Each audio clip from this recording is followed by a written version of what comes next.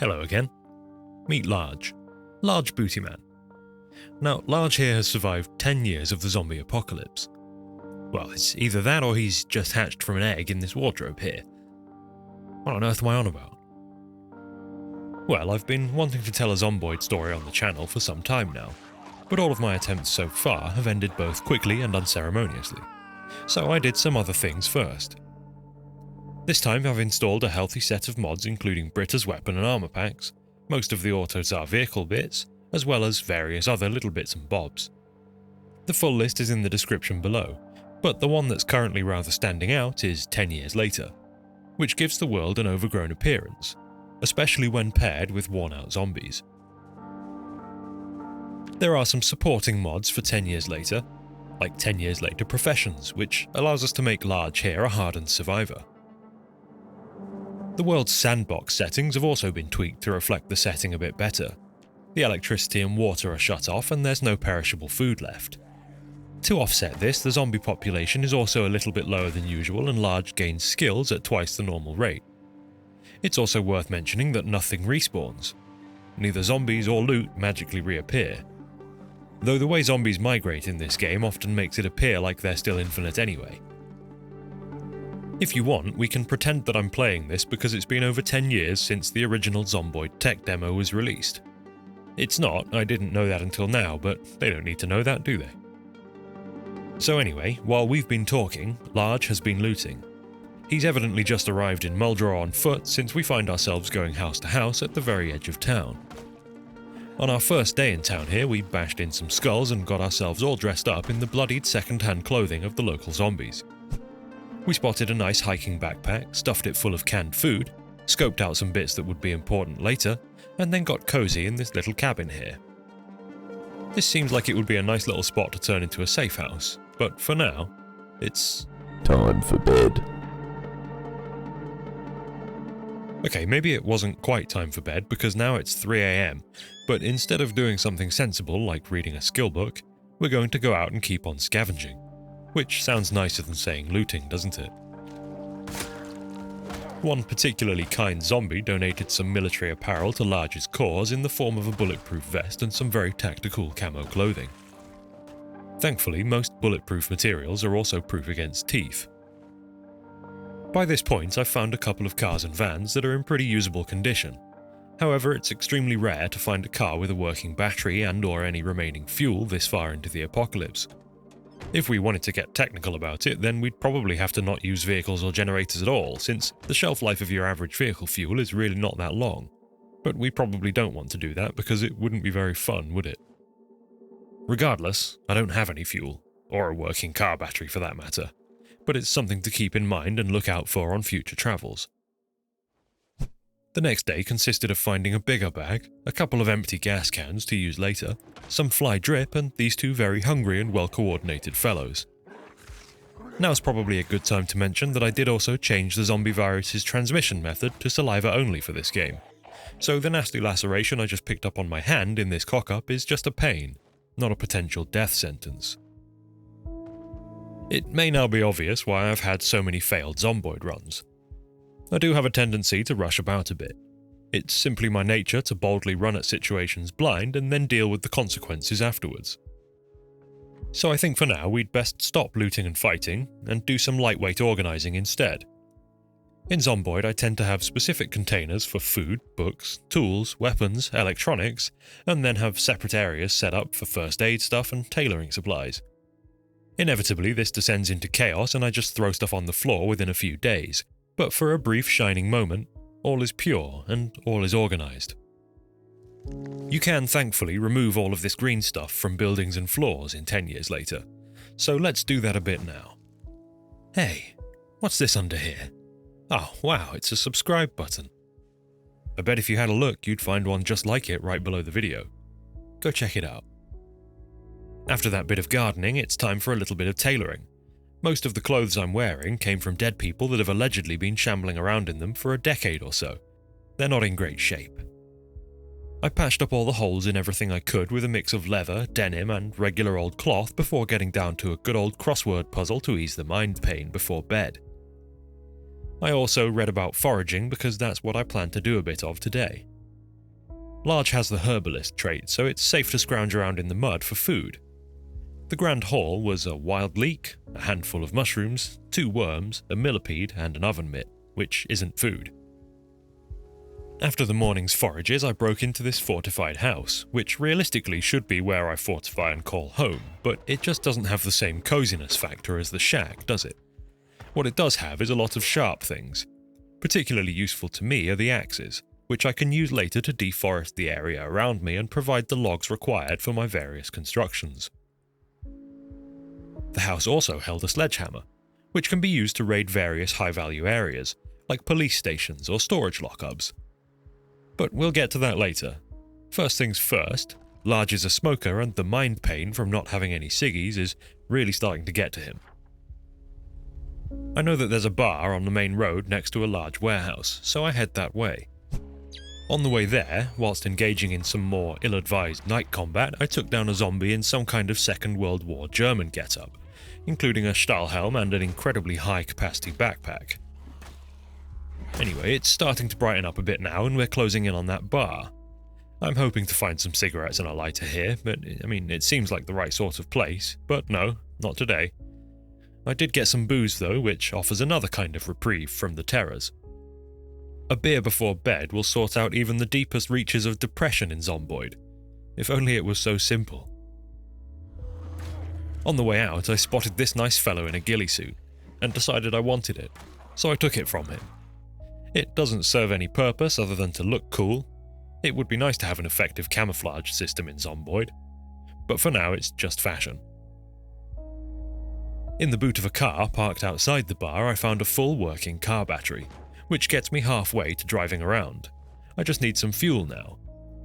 I mentioned that the bar was next to a large warehouse as well, so after picking through every car and zombie between the 2 buildings, I started poking about. I actually once made a home of this building in a Zomboid game, so it's full of good memories for me. It's also full of tools. Millions of nails and hammers, duct tape aplenty, and rather interestingly, some solar panel parts and the book on how to use them.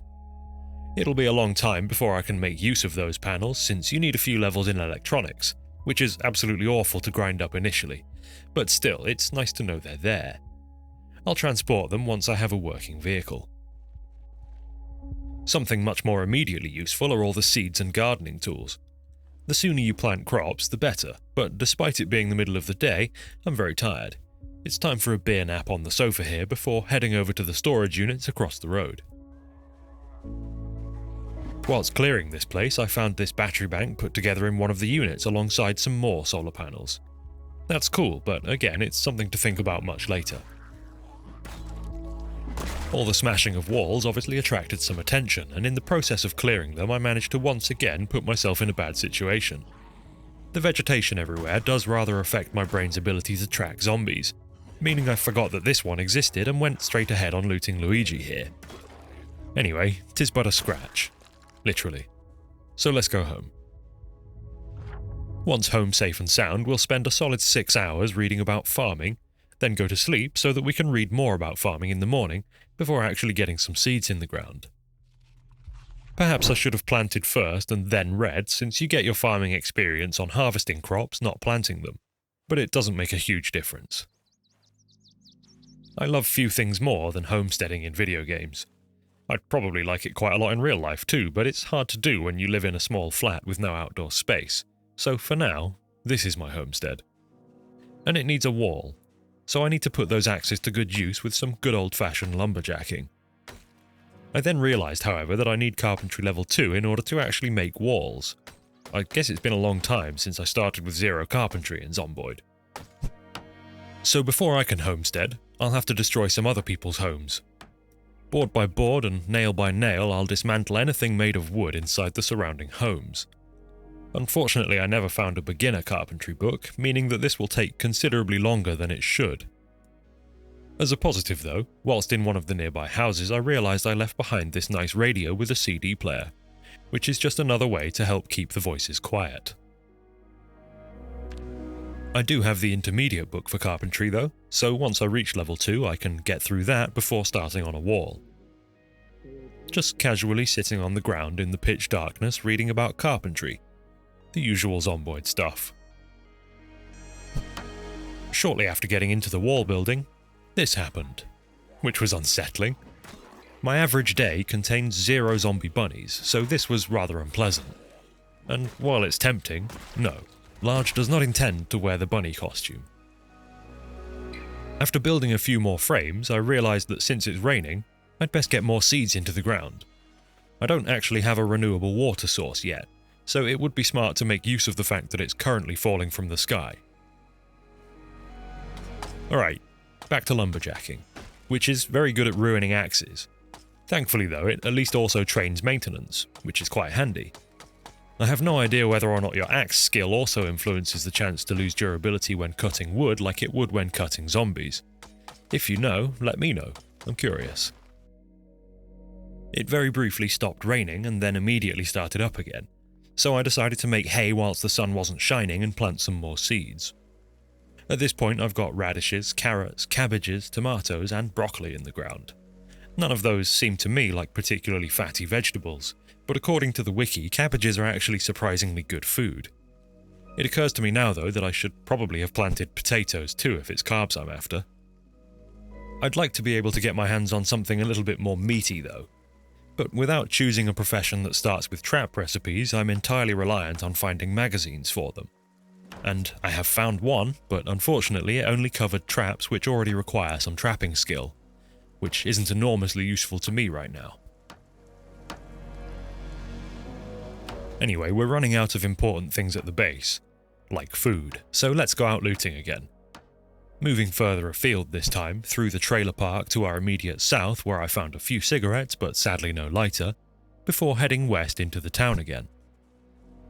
I ran pretty much immediately into that one house that has a small farm in the garden with a rain collector barrel. I harvested some of their carrots and cabbages, which took me quickly up to farming level 2, meaning I'd need to read another book to get the full amount of XP that's sitting in the ground here. A fairly large gang of zombies moved in while I was harvesting anyway, so it's as good a time as any to bug out. I found some more cigarettes in another home on the way back, but it's worth pointing out that these are singular cigarettes I'm finding, not packs. I'm used to finding them in stacks of 20 quite often, but the loot scarcity has evidently made that extremely rare. Regardless, I don't have a lighter anyway. Back to carpentry, and you'll notice that I'm just putting up frames for now. It doesn't feel like there's much good reason to build those raggedy awful level 1 walls onto these frames, but rather to just wait for level 4 carpentry and build the level 2 walls onto them from the go instead. I've got so much stuff to build that I'll get there in no time anyway. And another way to get a load of experience is to head back to this warehouse and disassemble all the crates. I needed to come back here for more axes anyway, and I figured I might as well do this while I'm here. Another thing I did while I was here was to check the vehicles around the front of the building, including this trailer tank, which, as it turns out, contains a few hundred litres of gasoline.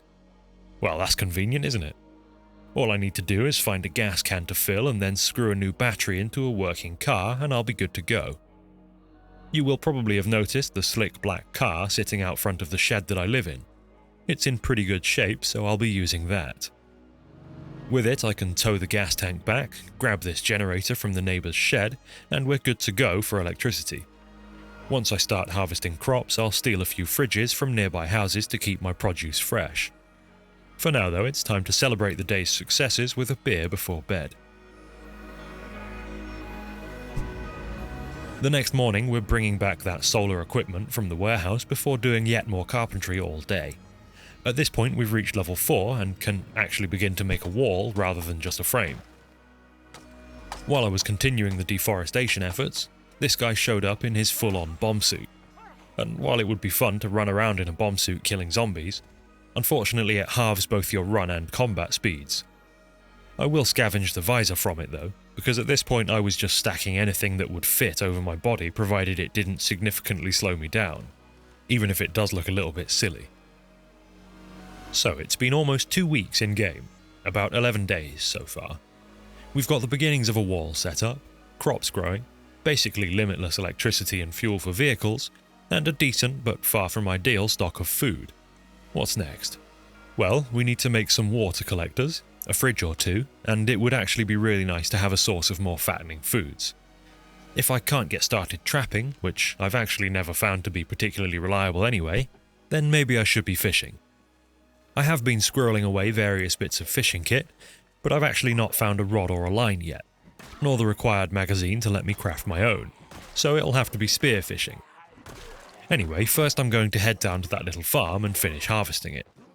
I'd like to take the water barrel, but I forgot to bring the tools required to move it. Oops.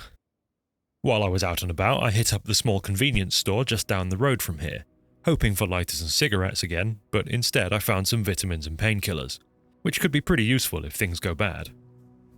Since I have a load of fresh produce now, it's time to grab a fridge from the neighbour's house. Somehow I hurt myself in the process of moving this fridge around all by myself, but that's okay, it will heal fine overnight. Once again, if only it was so simple. Another method to slightly combat the mind pain is to eat interesting food, which apparently includes raw carrot and broccoli salads. It's not exactly gourmet, but I suppose that the mere act of putting food into a bowl serves to remind Large of more civilized times. I went out to do some more looting, along this line of shops on the main road, mainly hoping to find some bits I can use to make Large's diet a bit more interesting, but it would also be nice to find some useful magazines. One thing I did find was a Ruger GP100 revolver in 38 Special on a zombie cop, which is convenient since I have a whole ammo crate of boxes of this caliber back at base. That being said, I can't see myself shooting much with a revolver anytime soon. Typically you train shooting in Zomboid with a whole load of shotgun shells. I should probably think about raiding the police station for a decent shotgun and some shells at some point. It's always very nice to go far from home and just start blasting every once in a while. The only other thing of real note I picked up on this run was a microwave. There are plenty of these closer to home, but I'm here and I have a car to stick it in, so it makes no difference. I got it home and figured I'd use it to purify some water for a nice soup. I took my largest metal pot that had been sitting outside in the rain, stuck it in the microwave and turned it on. Now, I know that you shouldn't put metal in a microwave, but I was sort of banking on Zomboid ignoring that fact for some reason. It does not ignore that fact. Mercifully, for some reason, the small fire didn't spread. However, I would need a new microwave. That aside, I still want a soup.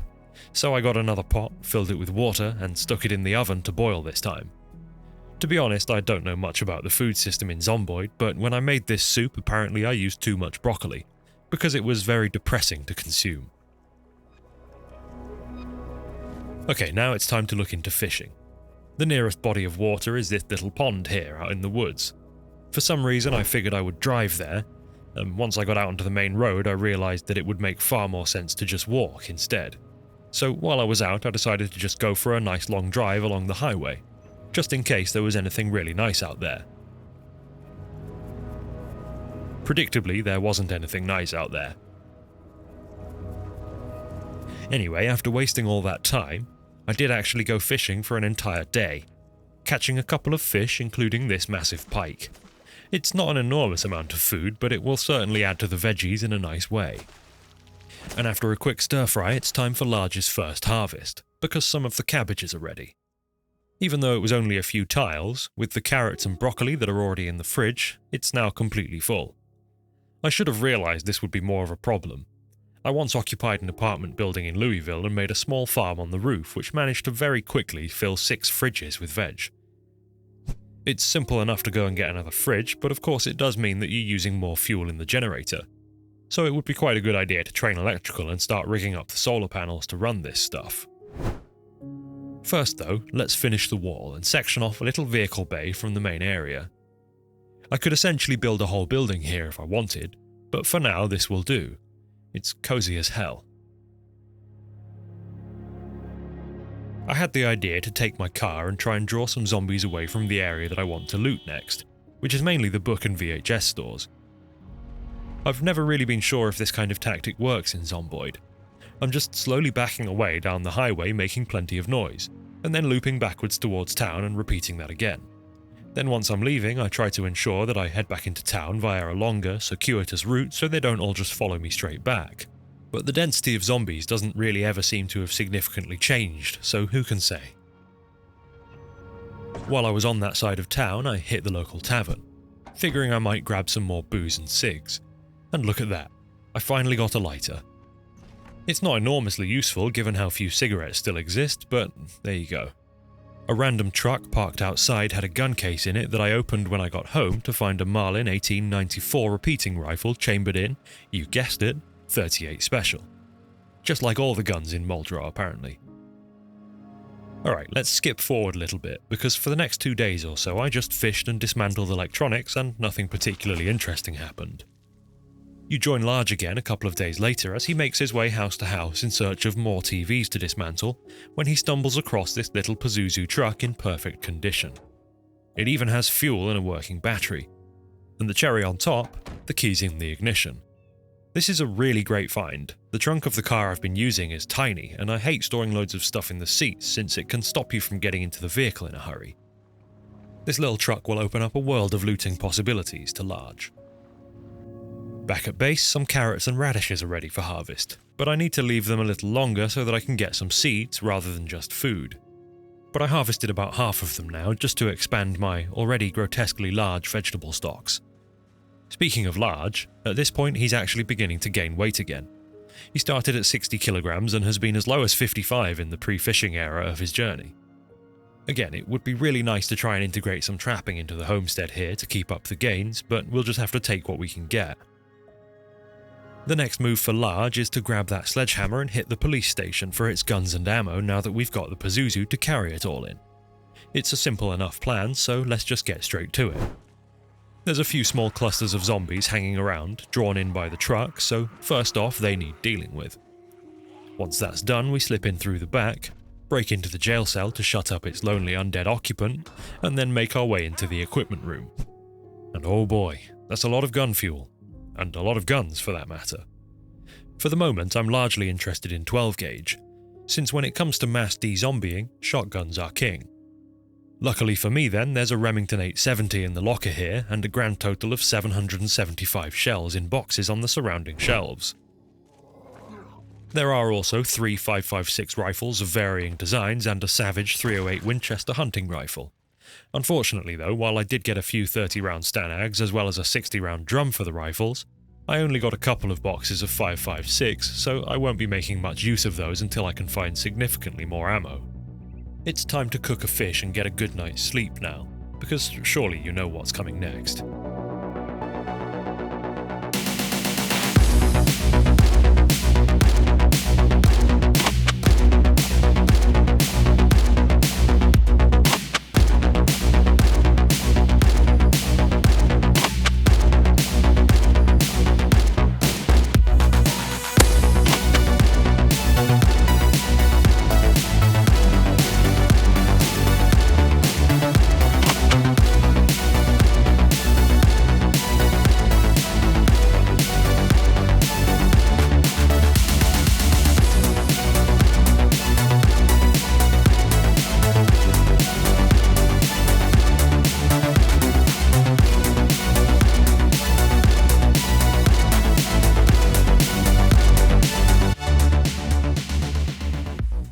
Felt good, didn't it?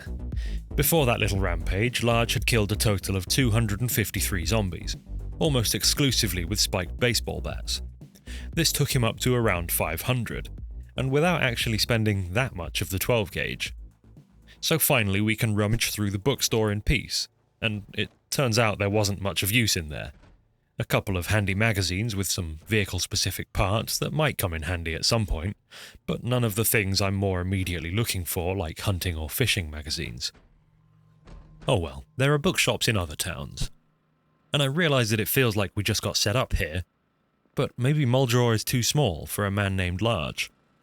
I think maybe we ought to pack up the Pazuzu and make tracks. So please, whatever you do, don't copy Large. Just remain indoors, it simply isn't worth it.